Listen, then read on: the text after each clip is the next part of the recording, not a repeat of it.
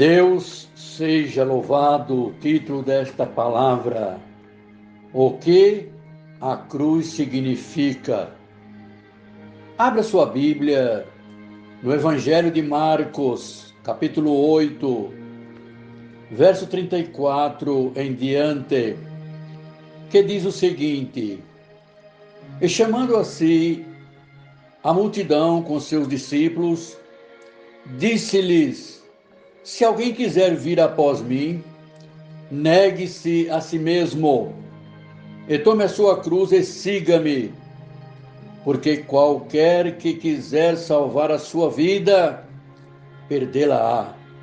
Mas qualquer que perder a sua vida por amor de mim e do Evangelho, esse a salvará. Porque que aproveitaria o homem ganhar o mundo inteiro e perder a sua alma? O que daria o homem pelo resgate da sua alma? Porque qualquer que, entre essa geração adúltera e pecadora, se envergonhar de mim e das minhas palavras, também o Filho do Homem se envergonhará dele quando vier na glória de seu Pai com os santos anjos. Irmãos, há uma diferença entre a crucificação de Jesus Cristo e a cruz. A crucificação foi um ato desumano, covarde, de dor, sofrimento e angústia. E representa a tragédia da maldade humana, do ódio, da violência, da raiva, a tortura. Representa também a falta de solidariedade, de amor e de compaixão. Tomar a cruz é confiar totalmente pela fé no sacrifício que ele fez, a ponto de entregar a sua vida por amor da humanidade. E aceitar é crer em Jesus Cristo e é tomar uma decisão de que ele é a nossa vida, resgatando o corpo, a alma, a mente, o espírito e tudo colocado em suas mãos. Numa aceitação completa do sacrifício do Calvário. A crucificação de Cristo é um dos fatos mais dramáticos que já vimos. E entre todos, o emblema do mundo, nenhum é tão admirado, glorificado e magnificado como a cruz, pois foi o instrumento do sofrimento e da morte de Cristo, e é também um instrumento da nossa salvação. A história da cruz é muito interessante, porque naquele tempo os romanos tinham uma forma cruel de punir suas vítimas. Como vocês sabem, eram pregadas na cruz, deixadas ali para morrer no calor do sol. Seu corpo ia pendendo, eles iam sofrendo a tortura por estar naquela cruz. Muitas das vezes demorava 3 dias, às vezes 1 semana, para as pessoas morrerem na cruz. A mais terrível, a mais letal, a mais dolorosa forma de morrer que podemos imaginar. E as nações cristãs mais tarde começaram a usar a cruz como um símbolo do cristianismo. Estava gravado em carros, em quadros, em tudo que tinham. E a cruz se tornou um símbolo de tudo que representa o cristianismo. E também através de organizações como a Cruz Vermelha, e tornou um sinal internacional de boa vontade e de ajuda entre as pessoas. E toda vez que o Evangelho é proclamado, aqueles que ouvem a mensagem do Evangelho e recebem a Cristo como Salvador, vem pelo caminho da cruz.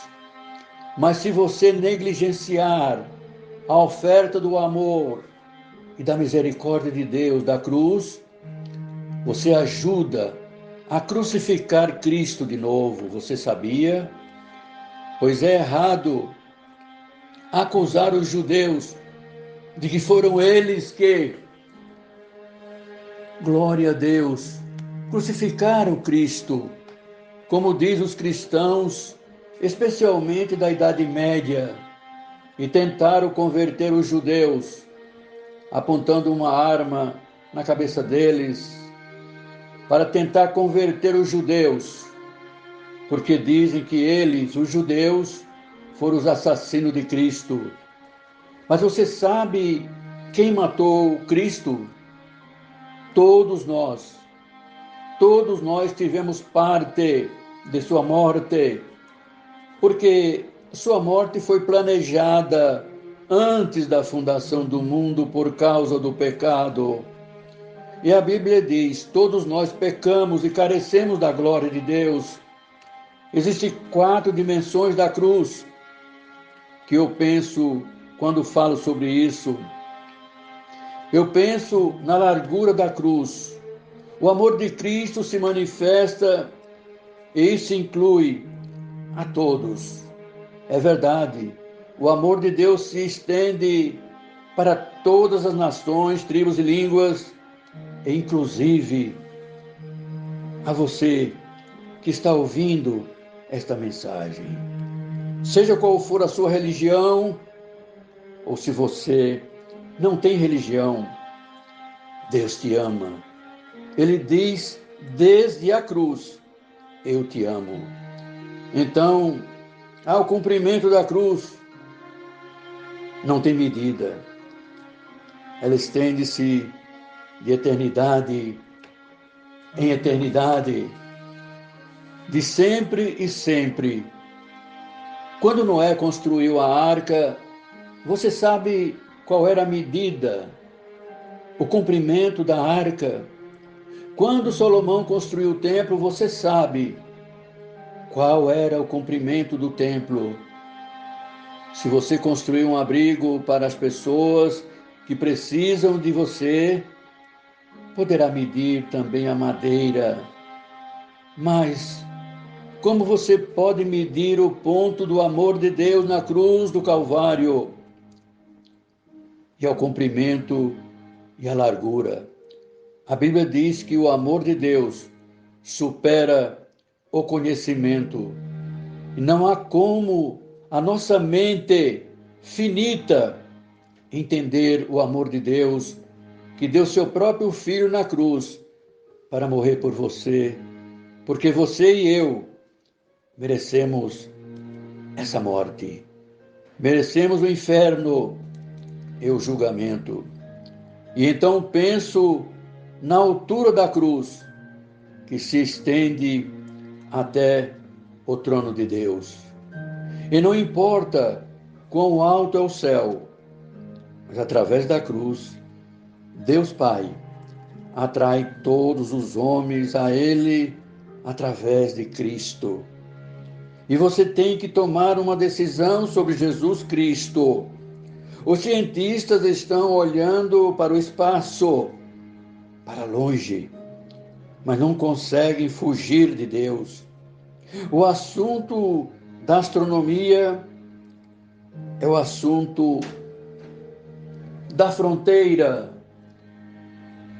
E por mim, glória a Deus, da fronteira espacial, sou muito falado hoje e é emocionante para nós.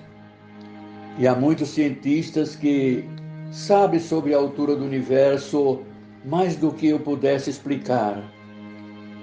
Mas o céu está lá, em algum lugar. Não sabemos exatamente onde. Você diz, você acredita que o céu existe? Sim, eu acredito que o céu é um lugar. Eu acredito, pois vou morar lá. Sim, o céu vai ser um lugar glorioso. E você não pode ir além do amor de Deus, mesmo no céu. Não se mede a profundidade do amor de Deus e a cruz. E o que ela significa. Você pode cair num poço sem fundo, no poço do pecado e da degradação, e pode viver como um animal. Você pode ser um assassino, um ladrão, pode ser um estuprador, ou pode ser qualquer coisa, mas não pode ir além do amor de Deus, porque a cruz abre as próprias portas do inferno. Quão profundo é! Há pessoas hoje que estão tentando fugir ou descobrir o quão profundo pode ir. Pode querer fugir para o espaço, descobrir novas galáxias, porque ao estudarmos as profundezas da energia, procuramos a unidade. E essa é uma das razões por que as pessoas estão estudando.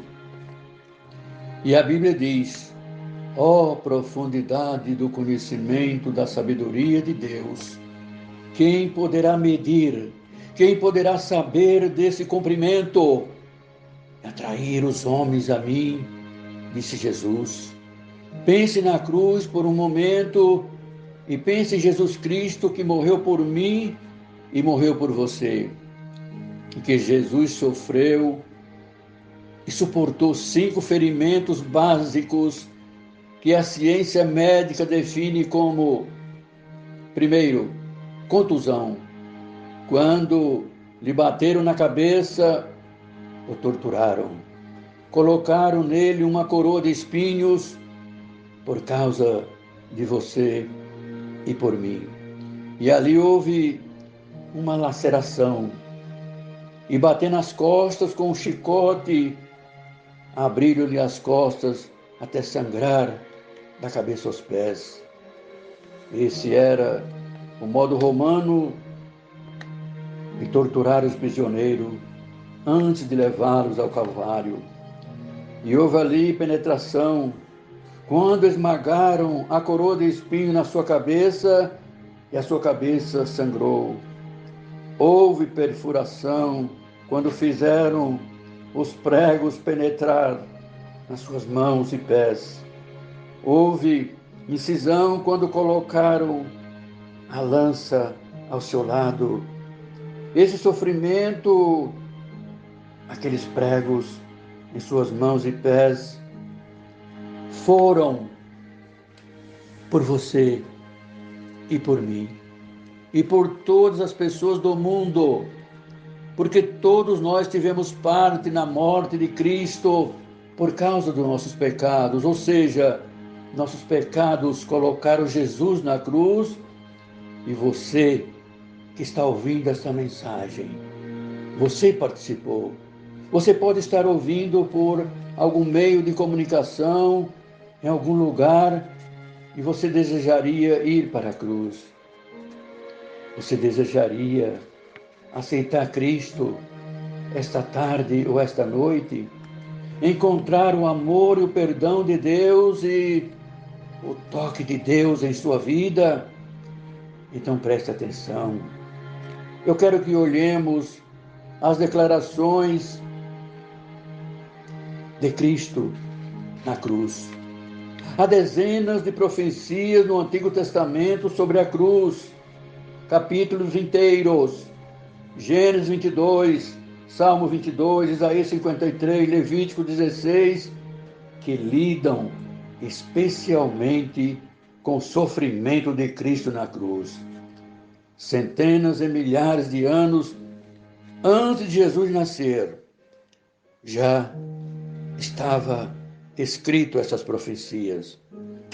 Antes dele ir para a cruz, eles estavam sob inspiração do Espírito Santo. Os escritores do Antigo Testamento, por exemplo, Salmo 22, Jesus estava citando a Escritura quando disse: meu Deus, por que me desamparaste? E isso é precisamente uma citação do Salmo 22, mas depois você vai continuar e vai ver porque ele disse isso. Porque a Escritura diz: tu és santo, e você nunca vai entender o Antigo Testamento com todo o seu sacrifício de sangue, e você nunca vai entender a Bíblia, nunca vai entender a morte de Cristo na cruz, até que você entenda que Deus é um Deus santo, justo, puro, e Ele não pode mesmo olhar para o mal. Assim sendo, naquele momento terrível de agonia do Senhor Jesus, na cruz, Ele estava abandonado por seus amigos. E então veio uma sombra pela primeira vez desde a eternidade, que começou a vir sobre entre Deus Pai e Deus Filho. Por quê? Porque Deus não pode olhar para o homem quando o homem está cheio de pecados. E Cristo estava assim. Cristo morreu por nós e sofreu por nós. Mas naquele momento misterioso, Ele se fez pecado por nós. Embora não conheceu o pecado, você sabia que Jesus Cristo se fez pecado? Nunca conheceu o pecado. Nunca disse uma mentira e nunca teve um mau pensamento, nunca teve qualquer ganância, luxúria, mas de repente, toda essa sujeira, essas coisas terríveis, estava sobre ele, desceu sobre ele, e nenhum de nós vai entender o mistério desse momento. Nenhum teólogo pode explicar isso para nós. Foi o grande amor de Deus por você, que prendeu Jesus Cristo na cruz e permitiu o seu Santo Filho passar por esse grande sofrimento. E então a segunda coisa que Jesus falou na cruz que ouvimos é quando ele disse: tenho sede. Isso é um cumprimento do Salmo 69, verso 21, quando ele disse: tenho sede. Deram-lhe vinagre e bebida misteriosa com fel, bebida misturada com fel. E quando ele provou a bebida, ele não bebeu. Ele apenas provou, como lemos em João e nos Evangelhos. Mas ele não bebeu. Por quê? Porque teria sido um tipo de sedativo. Iria tirar parte do sofrimento e a dor. E ele estava ali para fazer e para levar todo o sofrimento em consciência absoluta por mim e por você. Ele devia sofrer terrível agonia por causa dos pecados. Carregar nossos pecados na cruz sobre ele. Então, em Lucas capítulo 23, verso 34, outra coisa que ele disse na cruz: Pai, perdoa os seus pecados, eles não sabem o que fazem. Agora, se ele está falando isso, ele estava ali como que pregando, e a multidão está lá gritando: crucifica-o. Milhares de anjos puxaram das suas espadas para resgatá-lo, mas ele disse: não, estou fazendo isso porque eu os amo. Você vê, você e eu pecamos, quebramos suas leis, e Deus havia dito: no dia em que você quebrar as leis, você vai morrer. Disse isso para Adão e para Eva. Jamais o homem pensou que iria morrer. E Deus não criou o inferno para nós, mas nós deliberadamente nos rebelamos contra Deus e Deus não seria justo, santo e íntegro se ele viesse e dissesse: vocês estão perdoados.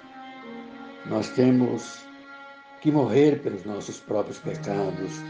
Ou alguém que foi qualificado por Deus para morrer por nós. E essa pessoa chama-se Jesus Cristo. E se ele voluntariamente fez isso, ele morreu em nosso lugar. Glória a Deus. Tem pessoas que fazem qualquer coisa para se livrar da culpa, mas o lugar de se livrar da culpa é na cruz. Por séculos, as pessoas fazem de tudo para enterrar a sua culpa. No entanto, o perdão de Deus, o amor de Deus, o poder do sacrifício de Cristo na cruz é que muda e que perdoa. Bendito Senhor, que maravilhoso e emocionante. E outra coisa que ele fez na cruz, que é uma das coisas mais tocantes para nós e todo mundo. E tem tocado em pessoas. Agora ao lado da cruz estava sua mãe e ele, bendito Senhor, olhou para João, um dos seus discípulos, e lhe disse: João, eis aí tua mãe, esta mulher. E disse a Maria, sua mãe. Ele a chamou de mulher, assim como fez lá em Caná da Galileia: mulher, eis aí o teu filho. E a partir dessa hora, João, seu discípulo, seu amigo, todos os seus discípulos cuidaram de sua mãe. Então, há uma outra declaração da cruz. Ele disse: está consumado. Está consumado. O que ele disse em João 17, ele disse assim: terminei a obra que me deste para fazer. E ele disse: eu vim para morrer. Ele é o único homem que nasceu para morrer. Foi por isso que ele veio, e é isso. E isso teria curado alguns corpos, alimentado algumas pessoas, ressuscitado mortos. Ele fez isso por compaixão, mas o seu trabalho real foi a cruz. E é por isso que a cruz é tão importante, porque lá você está lidando com o pecado. Você vê um corpo vai para a sepultura, mas a sua alma, o seu espírito e essa parte de você que vive dentro de você, dentro do seu corpo, aonde vai viver? E continuar. Aonde vai passar a eternidade? O céu ou o inferno? Mas será decidido pela cruz. O que você faz sobre a cruz? Porque da cruz ele está pedindo, está chamando você. Se arrependa dos seus pecados e o receba como seu Salvador e Senhor. Sim, isso está concluído. E então ele disse outra coisa. Em Lucas 23, quando ele chorou em alta voz e disse: Pai, nas tuas mãos eu entrego meu espírito. O poder da morte estava na garganta dele. Não havia como matar a Jesus Cristo, o autor da vida. Estava na garganta dele. E não tiraram a vida dele. Presta atenção. Pai, em tuas mãos eu entrego meu espírito. Em outras palavras, em tuas mãos entrego a minha vida. Ou seja, voluntariamente, ele entregou o Espírito a Deus, pois ele disse: nas tuas mãos, ó Senhor, eu entrego o meu Espírito. E ao dizer isso, glória a Deus, ele conferiu a cada um de nós a possibilidade do dom da vida eterna. Você pode ter a vida eterna hoje. Veja, estávamos perdidos e confundidos, sem propósito e sentido nenhum na vida, nenhuma garantia de uma vida futura. Mas Jesus da cruz saiu da morte e nos resgatou. Nós podemos dizer a Ele hoje: meu Senhor e Salvador. E você tem a certeza que Ele é seu Senhor e o seu Salvador? Milhares de pessoas vão à igreja, mas não têm certeza de que entregaram suas vidas a Cristo. E por último, a declaração que ele fez ao ladrão na cruz.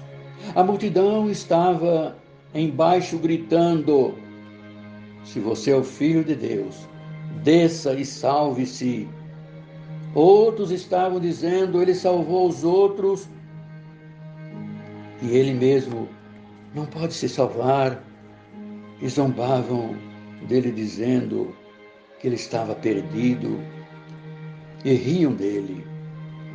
Veja, ele estava na cruz, e nas 3 primeiras horas eles estavam criticando e zombando dele com a multidão lá embaixo. Mas um dos ladrões começou a olhar para Jesus Cristo. Eram ambos culpados, ambos mereciam a morrer naquela cruz, de acordo com a lei. Mas um deles começou a olhar para Jesus. Ele começou a ver algo diferente. Tinha visto em Jesus algo diferente, e ele viu que Jesus era diferente e começou a dizer: deve ser este o Filho de Deus. Merecemos o que estamos recebendo, mas ele não fez nada de errado. Então ele se voltou para Jesus e disse: Senhor, quando você vier no seu reino, lembra-te de mim. E que ato de fé! Jesus disse: hoje mesmo você estará comigo no paraíso. E os anjos do céu estavam observando para ver quem seria o primeiro que Jesus levaria para o paraíso. Era um ladrão que merecia o inferno. Isso nos mostra que o perdão e a misericórdia de Deus estão além da nossa compreensão, e dificilmente podemos falar sobre isso. Se esse ladrão vai estar no céu, e você vai para o céu e vai ver ele lá. Jesus levou ele pela morte da cruz. 2 ladrões. Quem é você? Em que cruz você está? Aquele que está rejeitando, negligenciando ou até brincando? Ou você é o que recebe e aceita pedindo: Senhor, hoje eu faço o meu compromisso, essa tarde ou essa noite? Simplesmente o que você tem que fazer? 3 coisas. Primeiro, você deve se arrepender dos seus pecados. A palavra arrependimento significa mudar de vida, mudar a sua atitude mental. Agora, você não pode fazer isso sozinho, mesmo que você queira. A segunda coisa, pela fé, receber Cristo em seu coração, pela fé. Você não pode vir intelectualmente sozinho. O homem não pode ir a Deus apenas com sua mente. Ele tem que vir pela fé, como uma criança confiando em seu pai e sua mãe. Terceiro lugar, você deve estar disposto a servir e segui-lo. Não é só recebê-lo, é ser seu seguidor. Todas as horas do dia, você não vai se tornar perfeito, mas você vai mudar de direção na sua vida. Você vai estar seguindo por aí e convertido pelo Espírito Santo de Deus. E começa a caminhar no caminho diferente, tomar uma decisão e dizer: eu quero começar, eu quero conhecer Cristo, quero ser diferente. Eu antes endureci o meu coração, mas eu me arrependo. Eu quero receber esse remédio, eu quero seguir pelo caminho correto, quero viver para o reino de Deus. Não importa a sua religião, se você não tem a certeza da salvação, você precisa vir à cruz e encontrar-se com Jesus Cristo. Esta é a mensagem da fé cristã. A vida em Cristo, através do Espírito Santo em nós. Temos a comunhão verdadeira com o Pai e não estamos sós, estamos em Cristo.